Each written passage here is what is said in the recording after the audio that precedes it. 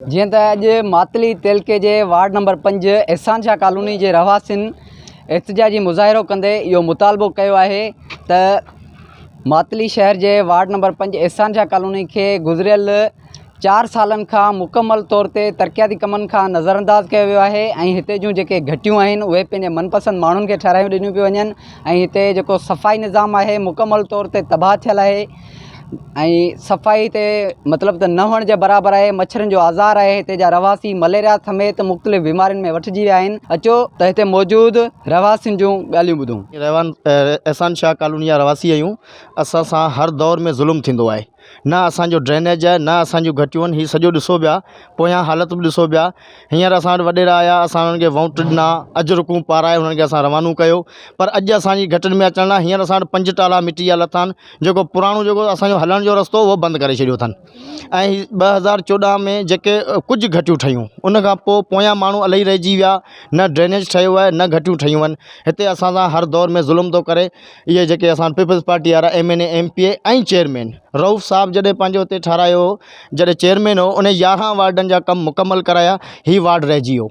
छो रहिजी वियो? हाजी मोहम्मद खे वोट ॾिना आहिनि। हाजी मोहम्मद वटि वञूं था, अब रऊफ़ खे चओ। मातली जो एतिरी तबाही थी चुकी आहे। 2014 खां वठी को बि जेको चूंडियल नुमाइंदो आहे उहो एहसान शाह कॉलोनी जी कंहिं बि वार कोन कई आहे। हिते गटर नाला ऐं ड्रेन जो सिस्टम जेको आहे उहो तमामु नाकारा लॻो पियो आहे। जॾहिं मींहुं पवे थो अक्सर करे, या जॾहिं कुझु अहिड़ो मसइलो थिए थो त तक़रीबन आउं चवंदुमि त मातली जी एहसान शाह कॉलोनीअ सभा ॿुॾी थी वञे। ऐं असीं इहो चऊं था, हाजी मोहम्मद हाले पोटे हिन जेको असांजो काउंसलर हो ऐं हींअर जेको MP आहे असांजो ॾाढा हाले पोटो, उनखे असीं गुज़ारिश था करियूं, महिरबानी करे असीं पीपल्स पार्टी जा वोटर आहियूं। ठीकु आहे, असां तक़रीबन अबनि ॾाॾनि खां पीपल्स पार्टी खे वोट ॾींदा अचूं ऐं जेको त असांजो राइट आहे असांखे ॾियो।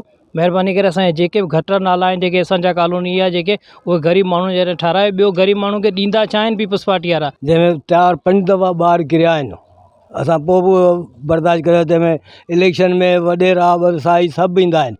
बाबा आयो, हीअं करियो, पीउ आयो, वोट ॾियो।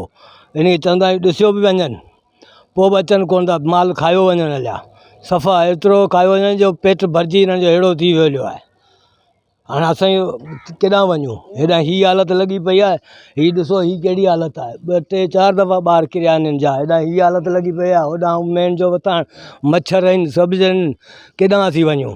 बाबू मरूम हूंदो हो जक्सी, इन जो असांखे वॾो साथ हूंदो हो। हू आहे कोन, असांजी चेल भॼी पई आहे। वॾेरा साई जेके आहिनि त पंहिंजा पेट भरियो, पंहिंजो पूरी करे जो वञूं था। हो हीअं चवनि, बाबा अमीर रऊफ़ जा माण्हू आहियो, मधु जा माण्हू आहियो, असीं हीअ कंदासीं, असीं हू कंदासीं। वञो मधु ॾांहुं, वञो रऊफ़ ॾांहुं, असीं केॾांहुं वञूं? हिते मौजूदु एहसान शाह कॉलोनी जे रहवासियुनि जूं ॻाल्हियूं ॿुधियूं। हिननि इहो मुतालबो कयो आहे त वार्ड नंबर 5 एहसान शाह कॉलोनी जा तरक़ियाती कम कराए, घिटियूं ऐं गटर नाला ठाराए, सफ़ाई निज़ाम बहितर बणाए, मच्छरमार स्प्रे करायो वञे ऐं रहवासियुनि खे मलेरिया समेत मुख़्तलिफ़ बीमारियुनि मां निजात ॾियारी वञे। कैमरामैन एजाज़ ख़ासकेली सां गॾु नसीर सोलंकी, जैकब न्यूज़, मातली।